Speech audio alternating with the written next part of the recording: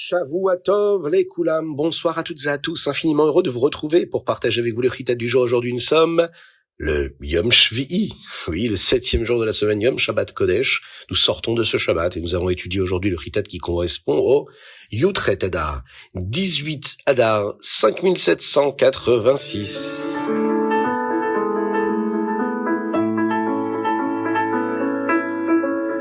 Alors nous avons l'habitude de raconter une belle histoire et de le dire déjà, cela apporte des brachot, nous le savons, surtout le Motsa'e Shabbat. Nous avons appris précédemment que 30 jours avant la fête de Pessah, nous devrions commencer à penser déjà aux Miftsaïm, aux campagnes de Pessah. Au-delà du fait principal qui est d'accomplir les Miftsaïm enseignés par le Rabbi de Lubavitch, et ce qui est la volonté d'Hachem, c'est aussi un moyen d'apporter la bracha, la bénédiction dans nos propres vies. Qu'est-ce que c'est le Miftsaïm de Pessah? Le Rabbi nous l'a dit. Se soucier que chaque juif puisse avoir de quoi manger et passer une belle fête dans la joie, comme le Shulchan Aruch nous le demande. Mais aussi, se soucier que chaque juif puisse consommer de la matzah shmura, de la matzah faite à la main selon les règles ancestrales. La matzah qui apporte de la émouna, de la foi, mais qui est aussi un pain qui apporte la réfoua. La guérison totale et complète. L'un des secrétaires du Rabbi de Lubavitch, le Rav Groner, alav shalom, a raconté un jour cette histoire. Un juif d'Eretz Israël a appelé pour demander une bracha pour sa fille, qui était très malade, que Dieu nous en préserve.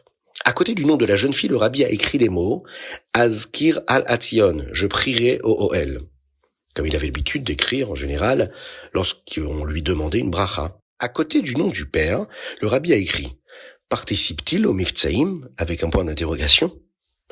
Le Rav Groner a appelé tout de suite le père pour lui transmettre la réponse du Rabbi.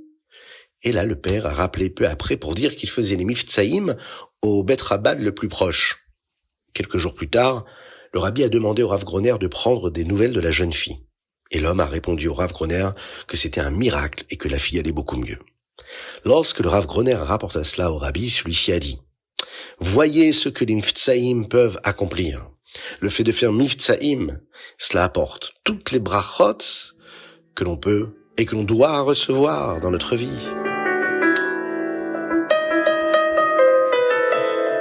Aujourd'hui, nous étudions Leilou Nishmat, Alice Fortuné, Mazal Tov, Cohen, Bat Esther et Avraham Zichronan Livracha. Qu'Akadosh Baruch Hu fasse que les mots de Torah que nous allons prononcer puissent être une source d'élévation pour sa neshama et des bénédictions pour toute la famille. Chumash. Nous avons appris précédemment comment Moshe Rabbeinu est monté sur le Har Sinaï pour recevoir les Shnei Luchot Habrit, les tables de la loi. Hakadosh Baruch Hu a dit à Moshe Rabbeinu d'écrire tout ce qu'il disait, mais pas les explications. Les paroles prononcées par Hakadosh Baruch Hu font partie de ce que nous appelons la Torah chez Birtav, la Torah écrite. Mais les explications, eux, constituent ce que nous appelons la Torah chez Baal Peh, la Torah orale, qui doit être apprise par cœur. Ce n'est que bien plus tard dans l'histoire que les sages l'ont mise par écrit pour que le Ham Israël ne l'oublie pas. Moshe Rabbeinu est resté sur le Har Sinaï pendant 40 jours et 40 nuits, sans manger, sans boire. Son corps, son gouffre est devenu si kadosh, si saint qu'il était comme un ange, comme un malach, qui lui n'a pas besoin de manger. À Yom Kippour, Akadosh Baruch Hu pardonne au Ham Israël et écrit les tables de la loi.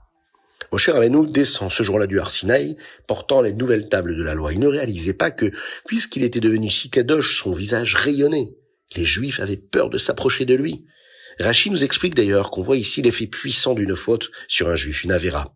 Avant la faute, il pouvait même voir la gloire de Dieu, mais après, il ne pouvait plus supporter la lumière qui se trouvait de la Gdusha qu'il y avait sur le visage de Moshe, qui rayonnait de sainteté sans avoir peur. À cause de cela, Moshe devait leur dire de s'approcher eux pour apprendre la Torah. D'abord, Aaron venait, et là Moshe lui enseignait. Ensuite, le fils d'Aaron venait, et là Moshe enseignait à nouveau au fils d'Aaron. Puis, les chefs des tribus venaient à leur tour, et là à ce moment-là, Moshe leur enseignait encore. Et enfin, tout le Ham Israël venait écouter la Torah que Moshe enseignait. Après avoir fini d'enseigner, Moshe mettait un voile comme un masque sur son visage pour qu'il puisse le regarder sans avoir peur. Quand Moshe Rabbeinu partait, Aaron enseignait à nouveau toutes les lois à tout le monde, puis il partait.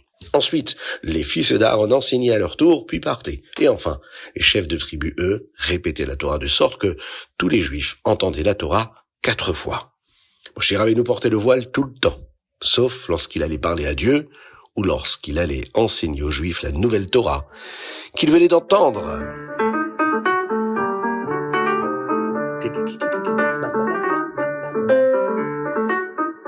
Télim. Aujourd'hui nous sommes le Yutret, 18e jour du mois de Hadar, et nous lisons du chapitre 88 au 89, c'est-à-dire Pechet et Petet.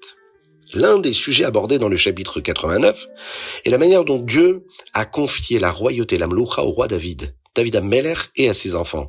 D'ailleurs, il le dit, Zaro leolam yeh, sa descendance sera éternelle. Aujourd'hui, nous n'avons plus de roi juif. Alors, qu'advient-il de la promesse de Dieu?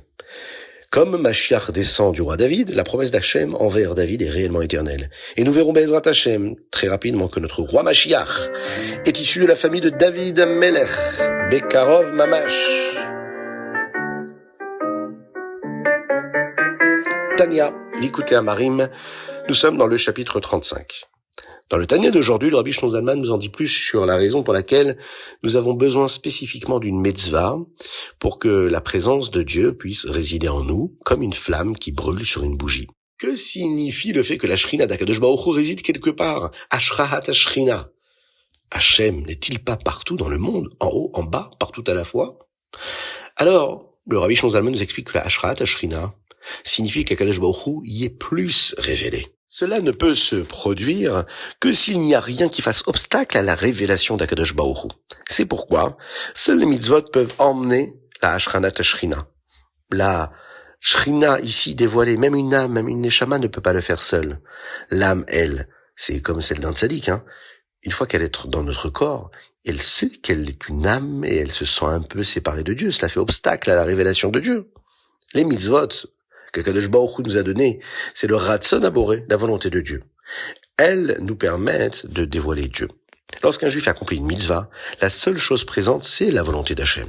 Que la mitzvah soit accomplie, et donc il n'y a aucun obstacle, puisque c'est sa volonté. L'action concrète de la mitzvah dévoile Dieu chez chacun d'entre nous. C'est ce qui va se révéler, se dévoiler à travers, par exemple, l'amour qu'il va avoir pour Dieu, ou la crainte que la neshama peut ressentir. C'est l'expression de la volonté d'Hachem. L'accomplissement d'une mitzvah, c'est sa volonté. Et donc, il n'y a rien qui peut bloquer cela. Il n'y a rien qui peut empêcher le lien direct. C'est la raison pour laquelle, même quand on n'a pas toujours les bonnes kavanotes quand on fait une mitzvah, le fait d'avoir fait la mitzvah milashon tzavta, nous l'avons appris, on s'attache directement à Dieu. Il n'y a rien, il n'y a pas d'obstacle, il n'y a pas d'embûche, il n'y a rien qui stoppe et qui nous sépare de Dieu lorsqu'on est dans sa volonté. Et donc dans l'accomplissement des mitzvot.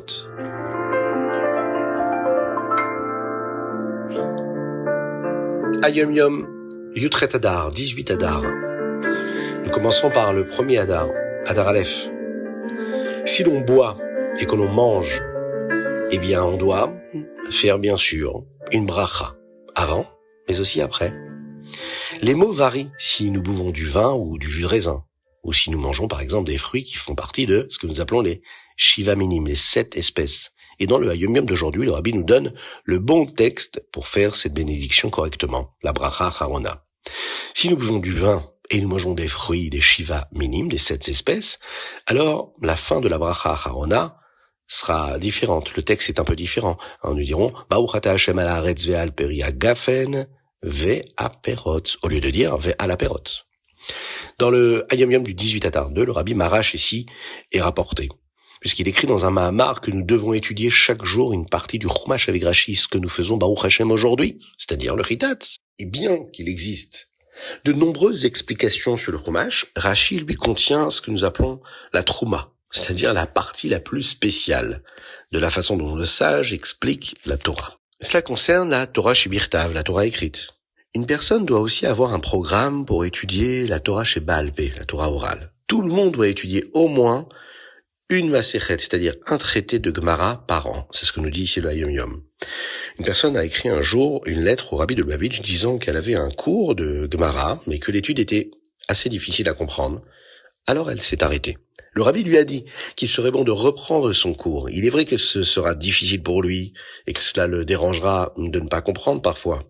Mais s'il le fait quand même parce que c'est la Torah d'Akadosh Baruch Hu, alors Hachem enlèvera certaines des difficultés et de tout ce qui pourrait le déranger. Ce qui pourrait le déranger dans son étude, mais également cela pourrait l'aider à retirer les difficultés qu'il pourrait avoir dans d'autres domaines de sa vie, comme par exemple la santé, ou bien la subsistance, la parnassa. Nous voyons ici comment, en réalité, le fait de se fatiguer dans l'étude de la Torah, même quand c'est compliqué, qu'il y a des difficultés, de passer outre ces difficultés, cela nous amène la bracha même dans notre vie de tous les jours, c'est-à-dire dans tous les problèmes qu'on pourrait rencontrer. C'est une bracha, c'est une promesse du Rabbi ici. Qu'Akadosh Baruch Hu bénisse tout l'âme Israël pour une bonne santé, une parnassa à l'infini, Bezrat Hashem, sans aucune embûche et avec facilité.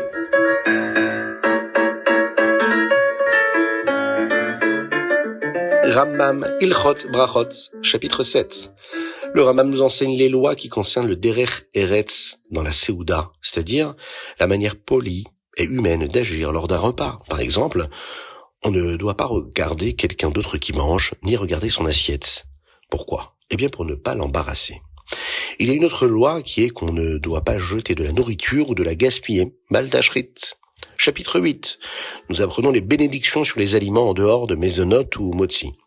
De nombreux grands sages des Géonim avant le Rambam disaient que le sucre de canne est soit considéré comme un fruit de l'arbre, à Etz, ou soit Adama, comme le fruit de la terre.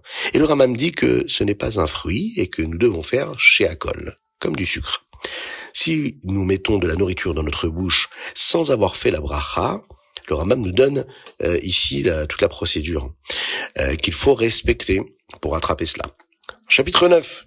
Tout comme il est interdit de profiter de la nourriture sans bracha, il nous est interdit de profiter d'une bonne odeur sans bénédiction.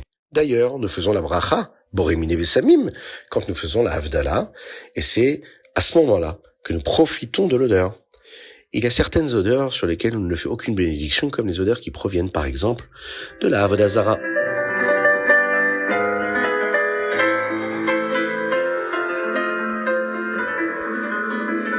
Et voilà, c'était le Chitat du jour. J'espère que vous avez passé un bon moment. Je vous invite à le partager avec le plus grand nombre. Nous avons étudié les Ilou Nishmat Alice Fortuné Mazel Tov Cohen, Bat Esther et Avraham Zichronam Livracha. Qu'Akadosh Baruch Hu fasse que chaque mot de Torah puisse être une source de bénédiction et d'élévation pour leur Neshama et de bénédiction pour leurs enfants, leurs petits-enfants et toute la famille Bezrat Hashem. Qu'Hashem protège l'âme Israël. Une spéciale dédicace à nos frères en Eretz Israël qui se battent pour le Ham Israël ou dans le monde, et qu'il envoie la réfoua shelema à tous les malades, à tous les blessés, et en particulier à David ben Sultana et Avraham ben Sultana. Shavua tov à tous, à Godvor, et à très bientôt.